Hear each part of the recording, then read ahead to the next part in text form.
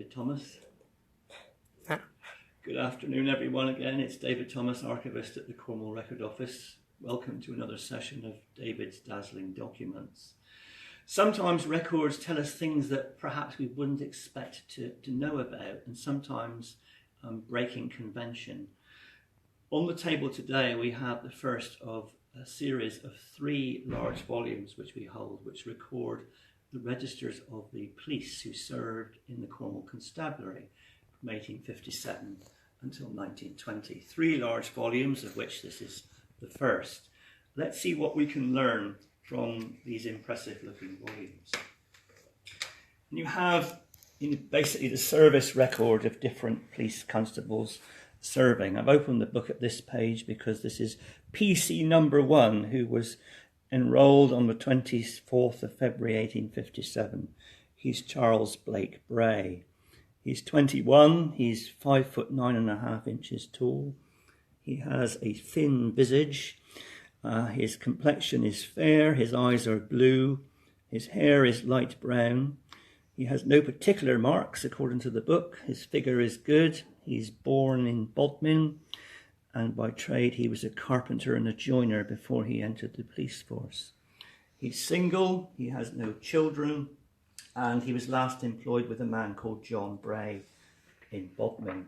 And on the reverse of the entry form into the force, you have other information. In this case, this gentleman resigned from the force on the 19th of May 1857. He was therefore not in the force very long at all. If we take another of the force called John Hawke, he's PC number 15, he's 26.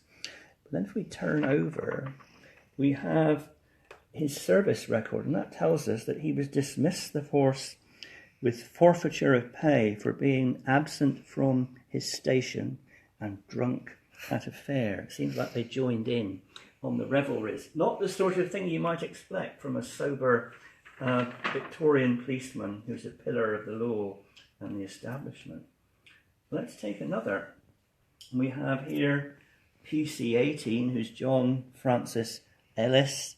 He's a year younger, he's 25, and he's born on the Isles of Scilly. He was a labourer and last employed with a man called John Organ of Penzance. And his service record is equally interesting. 4th of September 1859, reduced to second-class constable for drinking in a public house at Lelant Fair and using disgraceful language.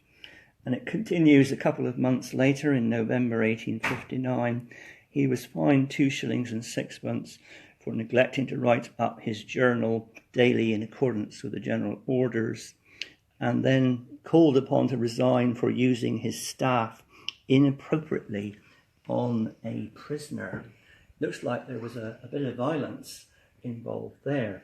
All of these things that we have today have all been done before. It's all part of the rich pattern of law and order. Finally, let's look at Edward Blewett. He's PC 23. I love the way the register records that he's 5 feet 10.25 inches. I wonder how they measured that so precisely. He's from Holstown, down near St Ives. He was employed with Thomas Treweek. What happened to him? Well, dismissed with forfeiture of pay for neglect of duty and drinking with PC Barrett in a public house at Camelford. It looks like they were involved in some pub lock-in in the late 1850s. So the records tell us a very different picture about these supposed law-abiding citizens of the establishment. They were actually in it up to the neck, as well as the people whom they were trying to deal with. If you're interested in looking at these volumes, make an appointment at the CRO. There's 3 of them.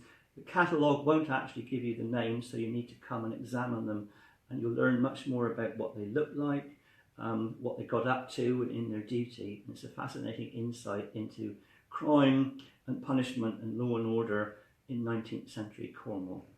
It's top-rate stuff.